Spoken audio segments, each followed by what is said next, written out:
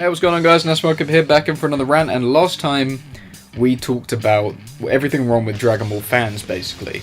So we're going to jump straight in, and we're going to talk about what's wrong with the industry side of things, basically the companies that brought you Dragon Ball and Dragon Ball Z and all that.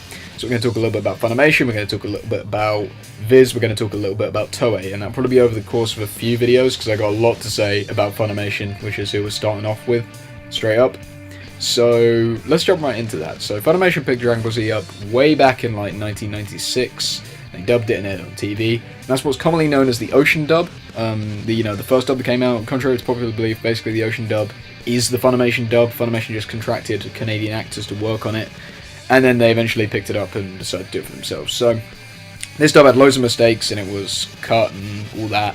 So but I can forgive it because it was basically they just needed to be able to get it on TV, obviously, so that wasn't that bad. But when it was when it came to home video that Funimation really screwed things up for Dragon Ball Z.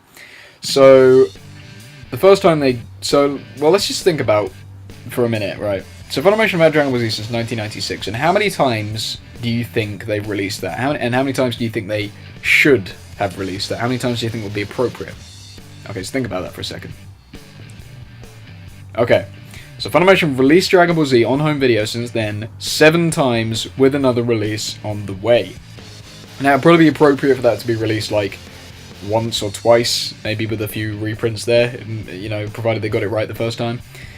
But, they didn't. So let's have another think there. How many times out of those 7 times do you think they got it right?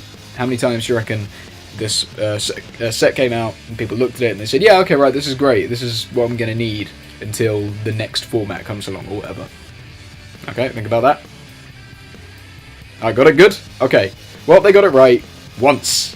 There's been one time when Funimation released Dragon Ball Z and everyone went, yeah, okay, right, this is a good set, I'm going to pick this up and I'm happy with it.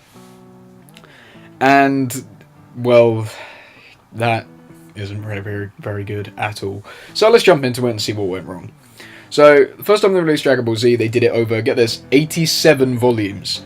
Imagine picking up wanting to buy a long series and you had to buy 87 separate DVDs. Of course, that's unheard of these days, but back in the day, with anime, that's what things was like, really.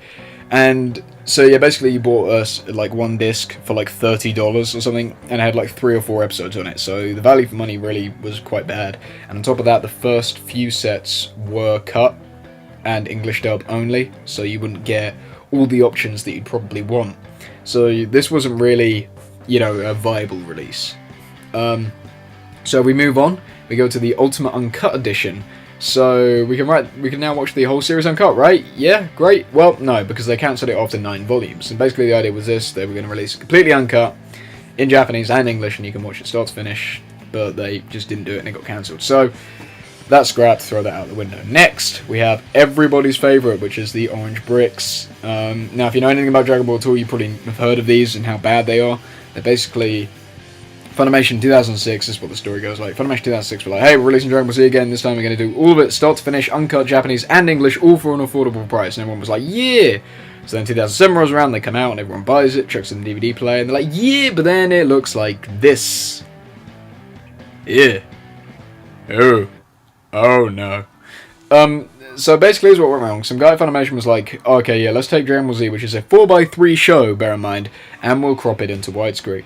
And if you don't know, this basically means you lose 20% of the picture, just so you don't have the black bars at the sides of your widescreen TV. And that's really stupid, because you could just hit zoom on your remote on a 4:3 thing and it will work perfectly fine, but instead the DVD had to be ruined for everyone who wanted to see it properly. So yeah, that sucked. And then if that wasn't enough, they did this frame-by-frame remastering, and I use that term loosely because it was not frame-by-frame at all. They basically chucked it through a machine to remove grain, but that basically just destroyed the original image. As you can see on this picture, all the lines are destroyed, and it looks horrible. So yeah, this was basically a complete disaster of a release, right?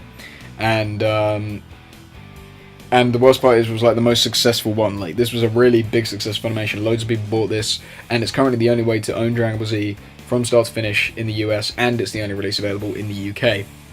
So it was like, why? But, at least it's there. And then after that, immediately after that, I'm talking like a couple of months after the last Orange Brick was released, Funimation announced they're making the Dragon Boxes, and this was basically a holy grail for the hardcore fans, because the Dragon Boxes were released in Japan way back, and they were like the only release in Japan, but they were really, really good, and Funimation announced they're doing an English reproduction of these, and they came out, and it was really good. You had the entire show in the correct format, Japanese by default when you play it, and it comes in really high quality packaging. You get a nifty little hardcover episode guidebook thing with each one, which is really, really great. So this release was pretty much perfect, but the only problem was it was really limited. So they basically did a print of a few of them, and then they just gone out of print now, and it's pretty much impossible to find them. I got really lucky because I managed to snoop around at the last second and get a load. But yeah, that's the problem with it. Like, no one can get it now. The only good release of Dragon Ball Z ever, and no one can get it. So yeah, I guess that could be more Toei's fault, because I believe it was Toei that told Funimation that this had to be a limited release. But still, it does suck, and Funimation still hasn't got it right since. So that's awful. Anyway, after this, we had the Rock the Dragon edition, and this was basically just a set for the fans of the original Ocean dub. It had the first 53 episodes and the first 3 movies on there. And I guess the video was alright, but it was basically like the old DVDs from back in the day that I was talking about repackaged. So that had a very specific fan base in mind, and it didn't really please many people at all. I'm very surprised they released it, actually, they even bothered. And after that, we come to what was shaping up to be another very good release, which was the Blu-rays. So Funimation announced these Blu-rays, which we called the level sets, because it was called like level 1.1 and 1.2. They were in 4x3, and Funimation was doing their own remastering on them, and it looked fantastic. Like, I haven't actually seen these in 1080p on the TV, but from the trailers and stuff that I've seen, and from what people have been telling me, they look really, really good. Like, these would have been a perfectly viable alternative for Dragon Boxes if they were out of print. And of course, they had to go and cancel them. Now, this was mainly due to the fact that it was very expensive to produce, which I understand, because they had to create their own masters with it and stuff, which kind of sucked. But at the same time, they could have just carried on and, you know, not done as extensive remastering. Sure, it would have been as nice, but at least we could have a nice, you know, complete release which didn't look awful. But so they cancelled it, and they said, alright, we're going to reevaluate and we're going to do some more releases later. So we fast forward a few months, maybe about a year, and this survey pops up. And Funimation asks, hey, we're taking sort of opinions on from what you guys want to see in a new Dragon Ball Z release. And we're like, oh god, here we go again. So we all look at it, and there's a question on there that says, do you want it to be in 4x3 or 16x9? And all the sane people in the room click 4x3, because that's the way it's meant to be seen. But then by some sheer, strange landslide, well, we don't even know if this survey was correct, actually.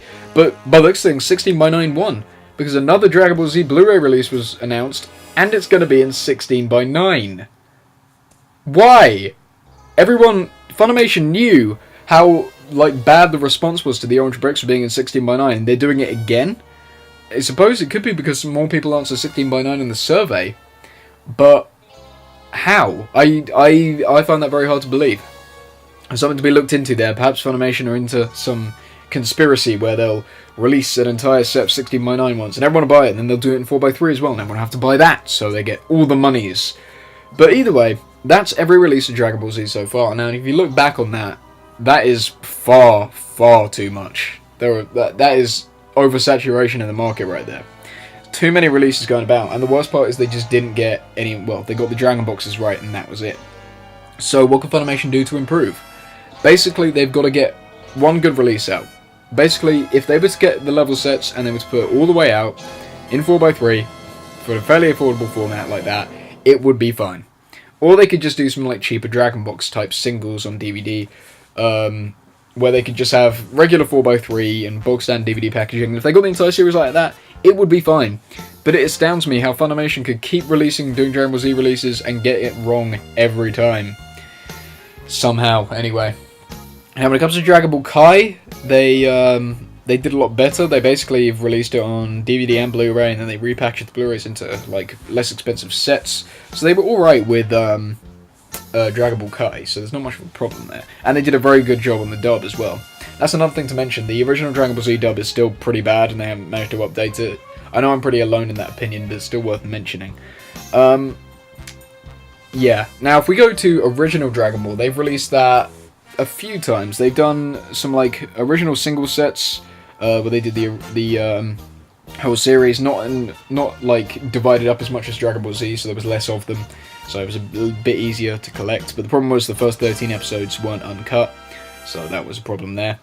But then they released again, they did the blue bricks. Shortly after they did the orange bricks for Dragon Ball Z, they did the blue bricks for Dragon Ball, the original. Now, these are essentially a pretty acceptable release, but they're still not perfect. And I'm not saying that they're going to be able to get it perfect, but these are they are slightly zoomed in compared to the Dragon boxes, and that's what's put me off collecting them.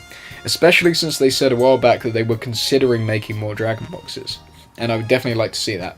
But at this point, they could just release it on Blu-ray, so who knows. But yeah, Dragon Ball, they sort of got it right. And for GT, it's a very similar situation. They did these yellow or green bricks, whatever you want to call them.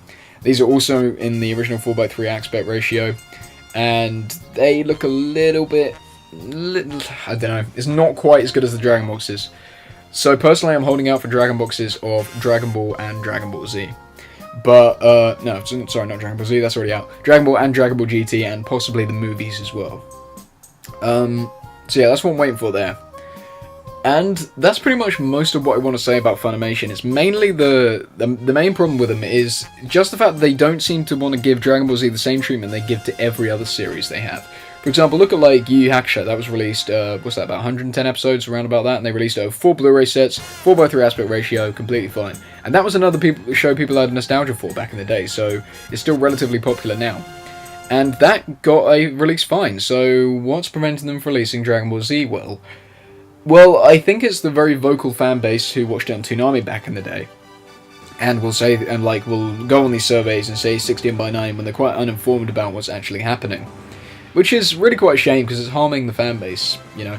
And what I'd really like to do is somehow get a voice out to them and show them really, like, what is the correct way to view these sets, or else Funimation is going to keep going on with these weird releases like this, you know.